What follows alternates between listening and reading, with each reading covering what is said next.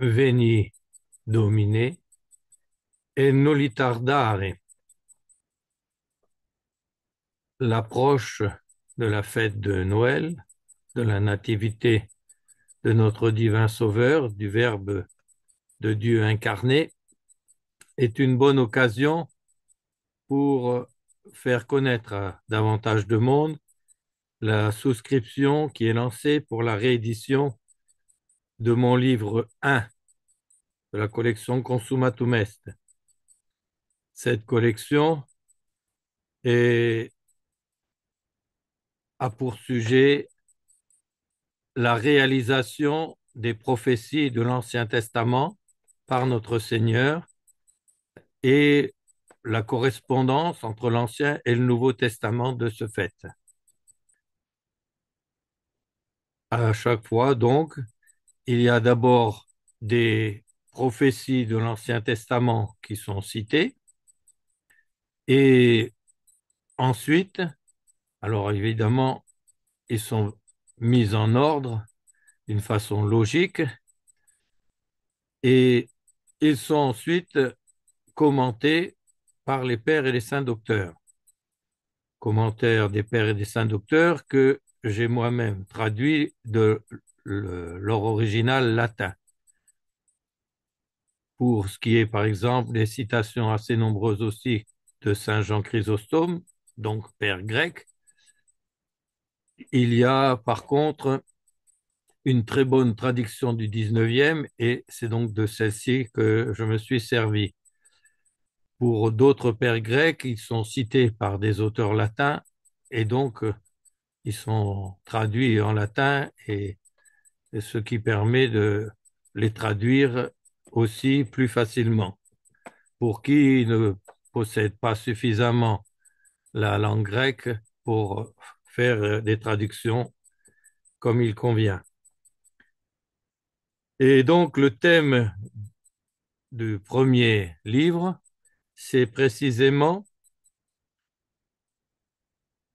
la l'origine et la vie cachée du Messie, du Sauveur, qui était annoncé depuis la chute d'Adam et Ève. Il leur a été annoncé que, puisqu'ils demandaient pardon, un Sauveur leur serait envoyé et que lui-même, eh bien, les rétablirait dans l'état duquel ils avaient déchu. Et à travers ces prophéties, on touche à la fois à la vie difficile de ceux qui vivaient avant notre Seigneur Jésus-Christ, qui n'avaient donc pas connaissance de l'Évangile, qui avaient des annonces qui étaient assez précises, au moins sur certains plans, et en même temps très figuratives, très mystérieuses, et qu'on ne pouvait vraiment bien comprendre qu'au moment de leur réalisation. Et c'est ce qu'ont fait évidemment les pères et les saints docteurs des premiers siècles surtout, et particulièrement du IVe siècle, au moment où l'Évangile commence à triompher après 3 siècles de persécution très sanglante. Et les évangélistes eux-mêmes donnent un indice de ces prophéties et de leur réalisation par notre Seigneur. Plusieurs fois dans l'Évangile, il est dit Jésus fit ceci afin que s'accomplisse ce qui avait été annoncé par tel prophète. Au moment où il est immolé sur la croix, il dit, il est dit aussi que il va être percé par la lance parce que cela correspond à une prophétie où cela était donné à entendre. De même, quand notre Seigneur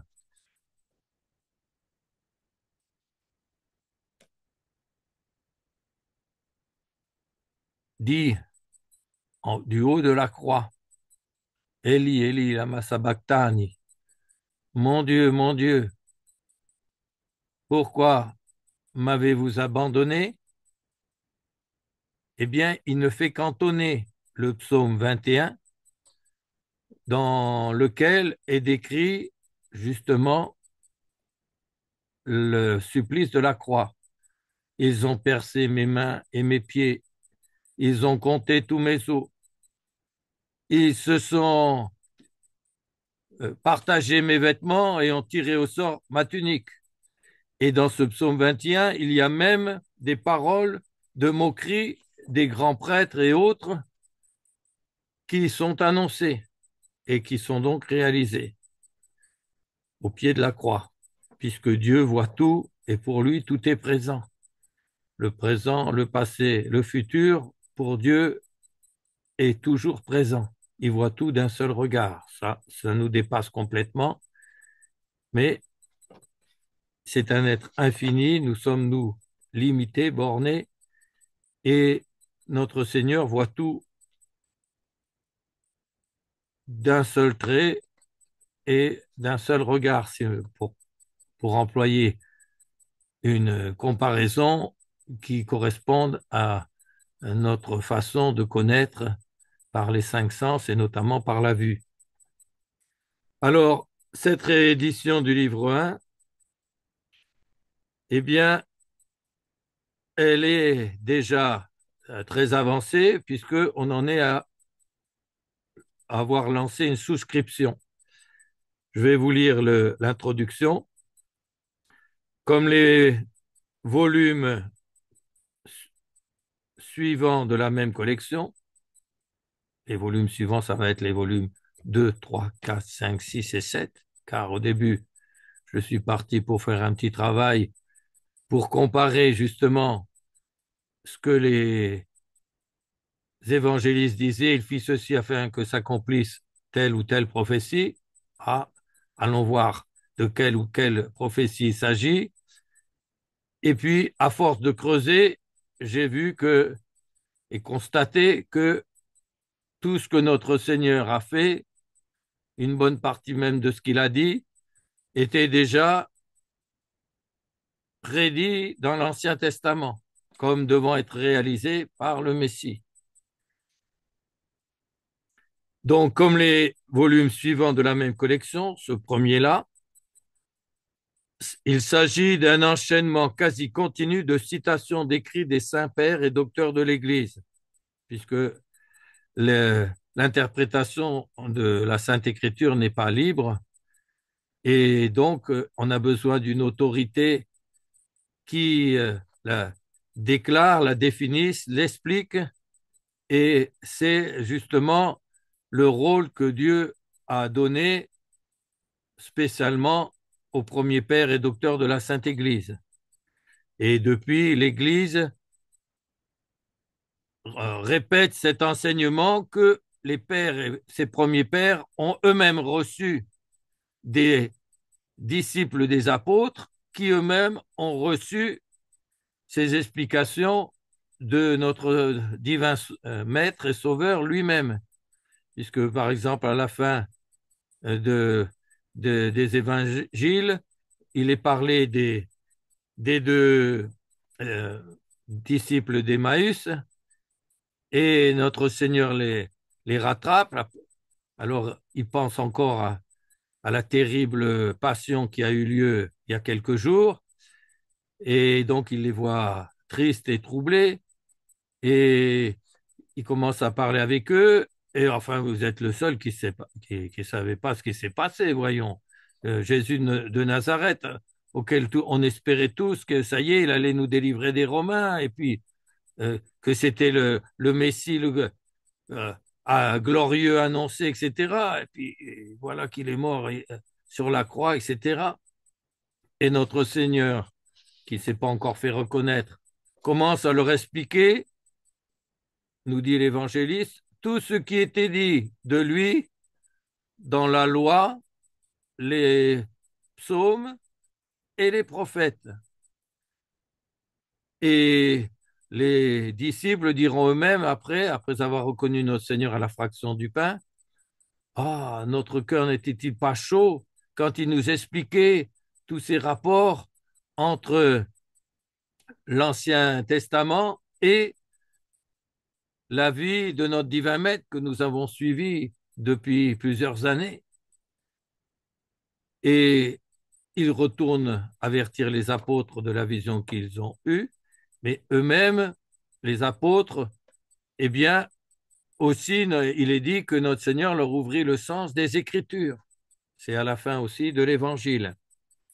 Et ils l'ont transmis, ce sens, à leurs disciples, principalement aux évêques et aux prêtres, qui eux-mêmes l'ont transmis à leurs disciples aussi. Et comme ça, la révélation et ses explications sont venues jusqu'aux pères et docteurs de l'Église qui ont commencé d'une façon plus aisée à pouvoir le mettre par écrit, surtout au IVe siècle, d'où le fait que c'est surtout en ce siècle-là qu'on a les plus grands docteurs. Et puis, c'était aussi l'heure choisie par l'Esprit Saint pour les inspirer aussi et les guider dans la compréhension à la fois de ces prédictions et de leur réalisation et de toute cette révélation. Donc, c'est donc un enchaînement quasi continu de citations d'écrits des saints pères et docteurs. Et pour cette réédition du livre 1, c'est une augmentation conséquente, car quand j'ai commencé ce travail, il n'y avait pas Internet, je n'avais pas d'ordinateur, donc on faisait tout cela avec des moyens rudimentaires. On n'avait pas accès, comme on peut l'avoir maintenant, facilement aux documents euh, et aux sources. Et donc, je les ai eus, entre autres, par la bibliothèque municipale de Tours, qui, dans un de ses fonds, avait récupéré toute la bibliothèque du grand séminaire de Tours. Et c'est là que j'ai pu trouver des exemplaires de la patrologie, et principalement en ce qui me concerne la patrologie latine. Et ça a été un gros travail. Et au fur et à mesure, eh bien, ça a été aussi des heures passées à la traduction, des heures passées aussi à vérifier, qu'est-ce que des fois il y avait des fautes de référence, ou alors des références Isaïe chapitre 2, mais sans donner le verset, etc. Donc, il fallait faire tous les compléments en plus, etc. Et donc, ça a donné un livre qui n'était encore moins complet, puisque pour certains passages des Écritures, je n'avais pas des documents que j'ai eus depuis et qui donc maintenant viennent compléter ce que j'avais pu faire au commencement de ce labeur. Par exemple, je n'avais pas les commentaires de saint Augustin sur les psaumes, ce qui était un manque conséquent. Et par contre, j'avais le sens de ce que saint Augustin avait expliqué, notamment à travers euh, à la fois saint Bède le Vénérable qui le citait beaucoup, et aussi saint Bruno qui le suivait pas à pas dans ses propres commentaires. En ce livre 1, donc, ce sont les prophéties concernant la double origine divine et humaine du Messie annoncé, mais concernant aussi la très sainte Trinité, la maternité virginale de la Vierge, donc qui était annoncée comme devant enfanter, la vie cachée du Messie enfant. ces riches commentaires des saints pères et docteurs sur les prophéties et les passages du Nouveau Testament qui en marquent la réalisation, offrent évidemment aussi un support pour méditer sur tous ces grands mystères, notamment aux divers temps de l'année où nous les fêtons liturgiquement. Et puis, d'une façon plus quotidienne, en méditant les mystères du rosaire. Car ces commentaires des pères sur les prophéties, sur leur réalisation, leur donnent aussi l'occasion de donner non seulement le sens littéral, mais aussi des sens mystiques, le sens moral, le sens anagogique qui regarde donc aussi le ciel, car l'Esprit Saint, comme il est dit dans un psaume, euh, a parlé une fois, mais il nous fait comprendre plusieurs fois, plusieurs sens. Et le, à la fois l'Ancien Testament était comme une figure déjà, une préparation du Nouveau, et le Nouveau n'est qu'une figure et une préparation de, du ciel pour les élus. De même que l'Église militante est comme une suite de la vraie religion transmise dans l'Ancien Testament et une sublimation, puisque notre Seigneur est venu parfaire la loi et les prophètes. Il n'est pas venu les abolir, mais il est venu les parfaire. Et l'Église militante est elle-même qu'une préfiguration, une préparation de l'Église triomphante qui, elle, sera éternelle. Et donc, toutes ces réalisations-là et autres nous donnent aussi une figure de ce qui est annoncé pour le ciel. Alors, évidemment, à un petit niveau qui est le nôtre, puisque, comme c'était révélé déjà dans Isaïe, ce que Dieu prépare aux élus dépasse même les conceptions humaines et bornées que nous pouvons en avoir. Mais on en a quand même des figures parlantes. Et elles remplissent, par exemple, tout le volume 7 qui, précisément, concerne évidemment les prédictions aussi qui regardent le purgatoire et l'enfer, mais principalement celles qui regardent le ciel. Et il y a là plus de 1100 pages qui sont dédiées justement à tout ce qui est annoncé d'une façon mystérieuse sur la vie bienheureuse au ciel.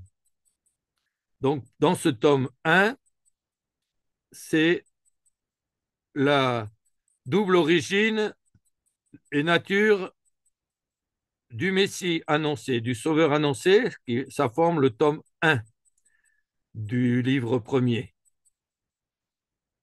La première partie, ce sont les prophéties sur l'origine et la nature humaine du Messie. Le chapitre 1 montre qu'il était annoncé que la généalogie du Messie, qui est reprise au début de l'Évangile, et que cette généalogie passerait notamment et principalement aussi par le roi David.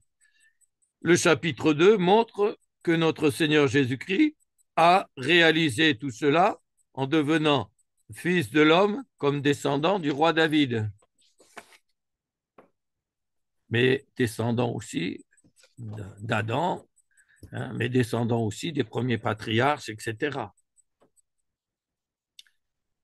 La deuxième partie sont les prophéties sur l'origine et la nature divine du Messie.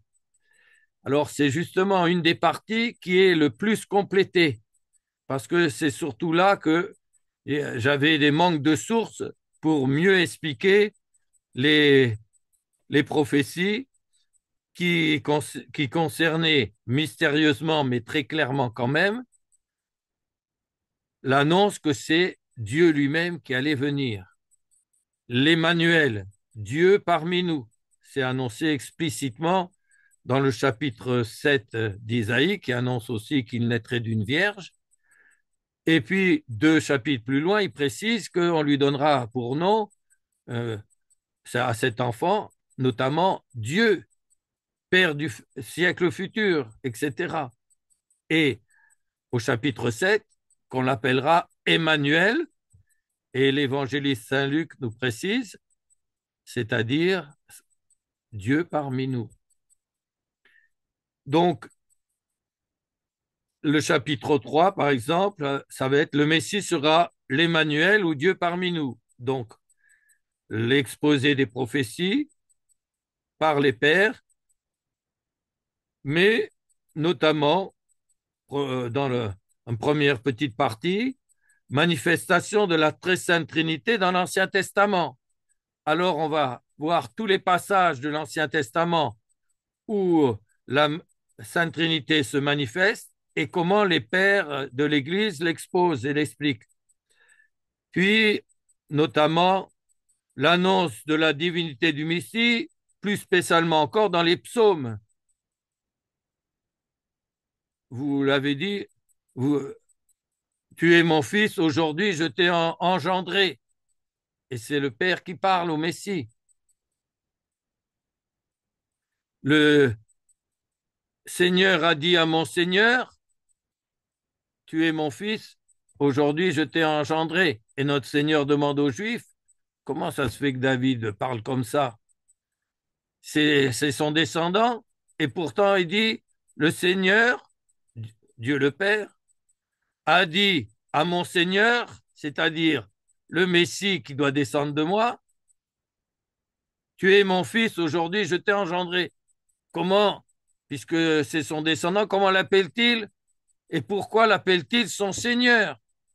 Presque en lui donnant le nom qui s'égale à Dieu et en plus en faisant dire au Père, le Seigneur a dit à mon Seigneur, tu es mon fils, aujourd'hui je t'ai engendré. Alors il y a l'engendrement dans l'éternité du Verbe et il y a l'engendrement aussi par la conception miraculeuse dans le sein de la Vierge Marie en tant qu'homme, puisque notre Seigneur n'a qu'une seule personnalité, à savoir il est la deuxième personne de la Sainte Trinité. Il a de toute éternité la nature divine, il est engendré de toute éternité par le Père, comme le, le feu est engendré par la flamme, la lumière est engendrée par la flamme instantanément. Il ne peut pas y avoir l'une sans l'autre, mais c'est quand même le, le, la lumière qui émane de la flamme et pas l'inverse.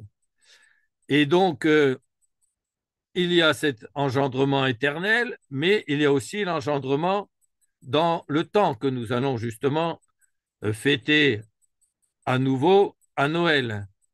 Noël qui veut d'ailleurs dire Noël, c'est la naissance de Dieu, puisque elle est un des diminutifs du nom du Seigneur, comme qu'on retrouve aussi dans Alléluia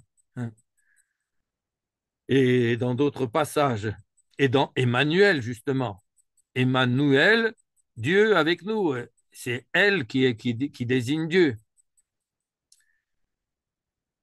Et puis ensuite, il y a les annonces des prophètes, leur explication par les pères, et ensuite, il y a notre Seigneur Jésus-Christ est vraiment la deuxième personne de la Sainte Trinité. Et là, on part avec l'Évangile, on voit la manifestation, par exemple, des saints anges qui viennent dire aux bergers que le Messie leur est né. Il y a la manifestation à travers l'étoile qui conduit les mages à la crèche. Et il y a d'autres manifestations de la divinité de cet enfant dans l'Évangile et qui correspondent aux prophéties qui en avaient été faites. Il est à souligner aussi dans ce chapitre 4 de la deuxième partie du tome 1 du livre 1 que il est souligné le rôle nécessaire du cœur immaculé de Marie dans la royauté du Sacré-Cœur de Jésus, car cet enfant eh bien, il est annoncé comme devant être le roi des rois et il y a toutes les prophéties qui le soulignent. Et donc, ça rehausse beaucoup, ça complète énormément l'évangile. Dans le tome 2, ça va être les prophéties qui annonçaient la vie cachée du Messie.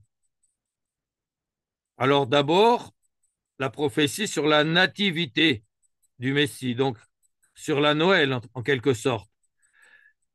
Et parmi elles, il y a le, le temps de la nativité du Messie. Quand est-ce qu'il va venir?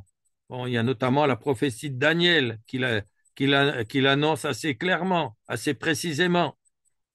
Il y a le lieu où ça va avoir lieu, notamment Bethléem, mais il est aussi fait allusion dans Isaïe au bœuf et à l'âne et à d'autres détails. Puis, surtout, il y a des prophéties très claires sur le mode de la nativité du Messie, donc là, sa nativité en la nature humaine. Et ça se recoupe avec les prophéties concernant la maternité virginale de la très sainte Vierge Marie. D'où prédiction se rapportant à la maternité virginale, et puis réalisation, etc. Et à la fin, conclusion du chapitre, Marie, clé des prophéties. Le chapitre 8, ça va être les circonstances de la nativité du Messie. Alors, notamment, il y a des allusions à la crèche, etc., comme on vient de le dire. La deuxième partie va être, par contre, sur l'enfance et la vie effacée du Messie. Là encore, on va avoir des prophéties qui parlent de l'enfance du Messie, sa vie effacée, et comment notre Seigneur est resté un Dieu caché parmi les hommes pendant 30 ans. D'abord en devant fuir en Égypte pour échapper au massacre des saints innocents, fuir parce qu'il le voulait bien, hein. Et c'était euh, dans le plan divin que ça se fasse comme ça. Et la vie cachée, ensuite, à Nazareth, où notre Seigneur va nous donner l'extraordinaire exemple d'une vie tout humble, tout descendant de David qu'il est, et surtout tout verbe de Dieu qu'il est, dans sa nature humaine, le verbe de Dieu va vouloir travailler avec son père adoptif Saint Joseph comme artisan, en travaillant le bois, en faisant des socles de charrues, etc. Et ensuite, eh bien, il y a évidemment une table des matières, des illustrations. Il y aura 49 illustrations en couleur sur la nativité, sur la maternité virginale, sur l'enfance de l'enfant Dieu, etc. Et il y aura aussi une table qui ne sera pas terminée, parce que d'abord, ce n'est que le tome 1. Il faudrait pouvoir le refaire comme un supplément du livre 7 ensuite pour montrer tout ce qui se recoupe avec la suite. C'est la table des principaux noms attribués au Messie. Cette table est très importante parce que c'est en connaissant ces noms attribués au Messie que l'on reconnaît les endroits de l'Ancien Testament qui, à travers d'autres événements plus modestes ou historiques, eh bien, nous donnent le sens mystique et prophétique de ce qui va arriver ensuite. Donc voilà pour donner un espèce d'aperçu. Maintenant, il y a les données pratiques pour la souscription. Ce livre comporte 508 pages avec une couverture et 49 illustrations en couleur. Jusqu'à la fin du mois de janvier 2025, le montant d'un exemplaire sera, port compris, de 32 euros. Puis, du 1er février au 30 avril, il sera ajouté une participation de 3 euros aux frais de port. Et à partir du 1er mai 2025, port complet, à savoir pour l'année 2025 autour de 8,75 euros. Bon, il y a d'autres données euh, qui seront rappelées en dessous de cette vidéo et il sera donné aussi un lien en dessous de cette vidéo pour avoir les coordonnées ou faire cette commande aux éditions Subtum Presidium. Cela permet aussi de rappeler que le livre 2 et le livre 3, dans leur première édition, sont épuisés depuis longtemps. Et c'est aussi parce qu'on me les réclame que cette réédition, déjà du livre 1, a lieu. Celle du livre 2, la réédition, qui sera presque à l'identique de la première, si ce n'est l'amélioration de la forme, eh bien, elle est presque prête et certainement, j'espère que elle pourra avoir lieu peut-être vers la fin de l'année prochaine. Par contre, celle du livre 3, qui à lui tout seul fait plus de 1000 pages et qui concerne la passion de notre Seigneur et son sacrifice de la croix, et là, c'est une véritable avalanche de prophéties. Il y a tous les détails. Il y a même certains détails qui ne sont pas dans l'Évangile. Par exemple, qu'on lui arrachera la barbe. C'est annoncé dans les prophéties. Ça n'est même pas relaté dans les, dans les évangiles.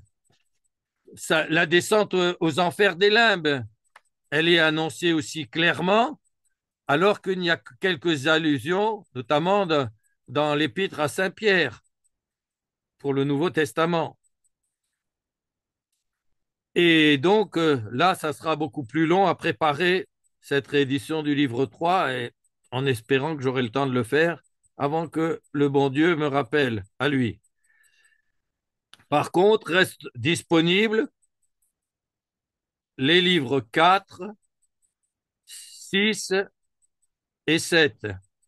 Aussi également le livre 5, mais dans une réédition faite par les éditions de la fin des temps, qui est aussi diffusée par les éditions de Chiré, euh, que tout le monde connaît, et c'est qui est le livre sur l'Antéchrist et le temps de la fin du monde, puisque ça aussi, c'est annoncé par les prophètes de façon assez précise. Bon, comme euh, Alexandre et Ludovic l'ont montré en lisant euh, de, euh, de longs passages justement de ce livre 5 à travers plusieurs vidéos. Le livre 4, lui, concerne les prophéties sur la résurrection de notre Seigneur, son ascension au ciel, la descente du Saint-Esprit sur la Pentecôte, avec de, de longues développements justement concernant la personne du Saint-Esprit. Et puis, des prophéties annonçant l'évangélisation de par le monde entier. Donc, des prophéties précises et autres. Et tout ça est comparé avec la réalisation dans l'Évangile et aussi historiquement parlant. Ça, c'est pour le livre 4, qui, lui, fait 1400 pages et qui coûte 48 euros plus port, sachant qu'il fait entre un peu plus d'1,3 kg.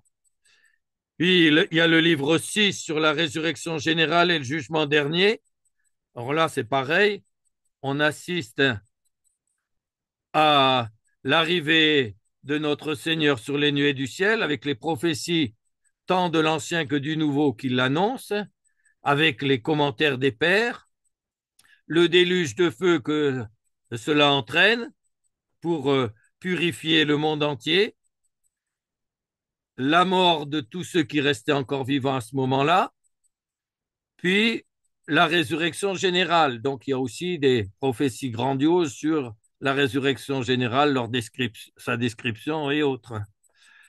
Et puis ensuite, on assiste aux assises du jugement dernier et notamment passe notamment tous les commandements de Dieu, les différents genres de péchés, etc., et les châtiments qui seront attachés aux autres, et évidemment aussi les récompenses qui seront données à ceux qui auront été fidèles ou qui se seront repris et qui seront morts en état de grâce. Et puis ensuite, alors celui-ci fait donc 775 pages et il est à 35 € plus le port. Et le livre 7 sur les fins dernières, le purgatoire, l'enfer et le ciel, et lui, il fait 1562 pages. Vous voyez. Et il est à 49 € plus le port.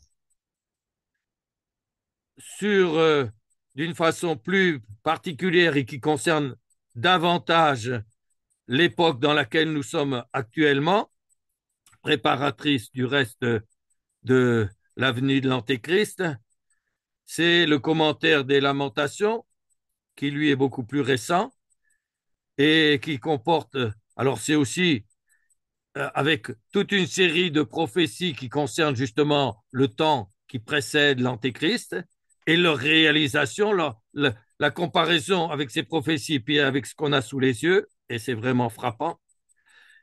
Et il comporte 488 pages et exprès, il a été fait à un prix très abordable, 15 € seulement, plus le port. Alors comme il fait un petit peu plus de 500 grammes, quand il est euh, commandé tout seul et pas au milieu des autres, ça fait presque la moitié du prix, euh, même bientôt plus de la moitié du prix en port. Mais ça, j'y suis pour rien, parce que c'est la Poste qui fixe les prix.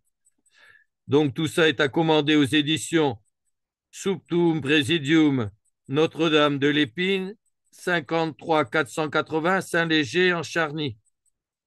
Et encore une fois, vous verrez comment régler, soit en, euh, par des chèques, soit par des virements postaux, et les détails seront donnés avec un lien sous la vidéo qui renverra euh, à un endroit où tous les détails sont donnés à ce sujet.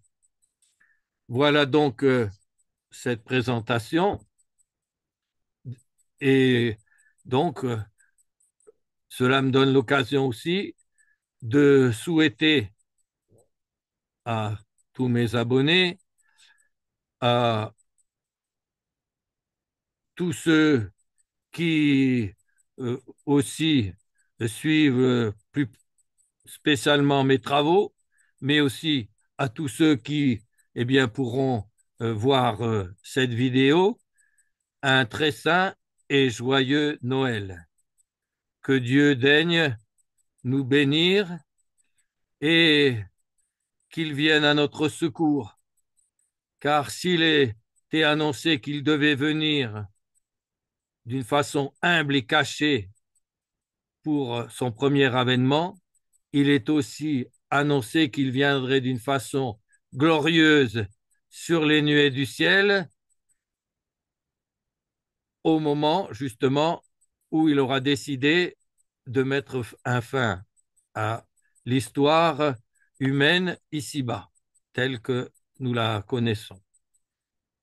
Joyeux et saint Noël à tous. Que Notre-Dame, notre douce maman, avec son enfant pieux, nous bénisse. Au nom du Père et du Fils et du Saint-Esprit, ainsi soit-il.